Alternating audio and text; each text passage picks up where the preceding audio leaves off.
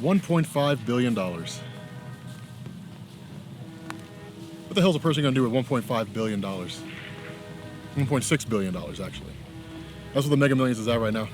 And I was sitting here thinking about that earlier. And I was like, man, $1.6 billion. God, man. Like, that's a ridiculous amount of money. And it was funny, because I was talking to a buddy of mine. And he's like, you're not going to, like, he's like, if you won, you wouldn't give any of that money to charity. I was like, man, let me tell you something, man. Man, let me tell you something, man. If I won that Mega Millions, man, them folks, them African folks, they put their hands out to somebody else. One of them charities come walking up on me, put their hand out, I'm gonna give them a high five and move on. Like, I'm like, sorry about your luck, man. I don't know what to tell you. I'm not giving you any of that money. But then I started thinking, I was like, what would I do with all that money, right? Like what would I do with all that money? And see, I feel like one of the things that trips people up whenever they win a huge sum of money like that is, it's like the Rock said in Ballers. Anybody who ever did anything nice to them walks up with their hand out expecting something in return, and they give it to them. They're just like, okay, well, here's a house, or here's a car, or here's like some amount of money, you know, and don't worry about it, man, don't worry about it, you know, you're good, you know, and all that kind of stuff. Before they know it, they don't have hardly anything left. And the people that they gave money to, they're just like, thanks, and then they go on and never to be seen or heard from again. And so it was like, it's like you can't be that silly when it comes to money, right? Like, you can't be that dumb when it comes to money. So my thought was, okay, I would travel the world. I'd take like I don't know, like $1 million, and just put it in an interest-bearing account that I can draw on with a card, and just say, that's my travel fund for the rest of my life. I'm just gonna travel using that money for the rest of my life. First class flights, the whole 9 yards. And just do that for the rest of my life. That's what that money's gonna be for. That's why it's interest-bearing, so I can make money on the money that I have in there. And so from there, that leaves me, what, 600 some odd $1 million left? The other thing that I feel like trips people up is they end up going out and like buying super expensive houses, but they don't think about where the houses are. They just go out and like buy a house in LA. Well, the houses in LA might be affordable if you have that kind of money. The property taxes are what kill people. So I would go through and just start like I'd buy a house in a relatively cheap place.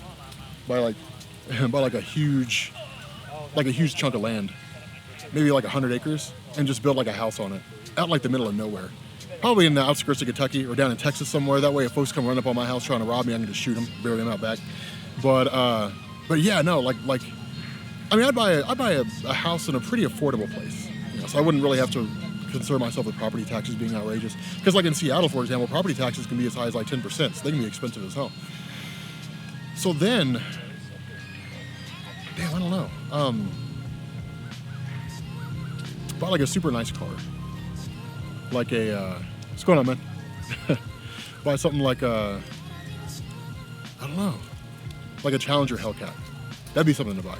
Because the problem is people want to go out and buy stuff like Ferraris and Lamborghinis. But like, see, here's the problem when it comes to buying stuff like that, guys. The cost of the car, again, isn't what kills them. What kills them is the cost to maintain it. Like an oil change on a McLaren will cost you $1,000. Like, they're super expensive. So I would buy something like relatively, like really, really nice, like a really nice Mercedes. And like that would be it. And then, yeah, and then the rest of it, I'll just put into savings. Like, put it into different accounts, put in the stock market, money markets, and mutual funds, and all that kind of stuff. And just like make money on my money. I don't know. See, that's the problem. Like people who don't have experience with money win a whole bunch of it or come into it, and they don't know how to handle it, and they just end up pissing it all away. And it's like damn, man, like what a shame, you know. Or they end up getting robbed and stuff like that. That's one of the things that I would do. I would take off out of the country for like 15 years. That'd be my travel plan. Travel for like 15 years straight. And then come back. And then do whatever I want to do after that. Invest in a hobby. Because I feel like that'd be the other thing too. People would get bored. They would get super bored. Like, you have that much money, you'll never have to work again. So what do you do to fill your time? You can only travel so much before you start to lose your mind. So you got to do something to fill in the time when you're not traveling. So like pick up hobbies and maybe like become a venture capitalist, invest in somebody else's businesses, and just be like, here's the terms of my investment. I don't know. I mean, it's a lot of money. Jesus. $600 million after it's all said and done. Something like that. $674 million. Jesus. This shit would be crazy. End up being one of these crazy assholes that goes broke. But I don't know. Let me know what you guys would do. I'm curious. Let me know down in the comments section. What would you guys do with all that money? What would you guys do if you won the Mega Millions? I'm kind of curious to see what you guys come up with. Anyway, with that being said, guys, we're going to bring this video to an end, and I will catch you all later. Peace.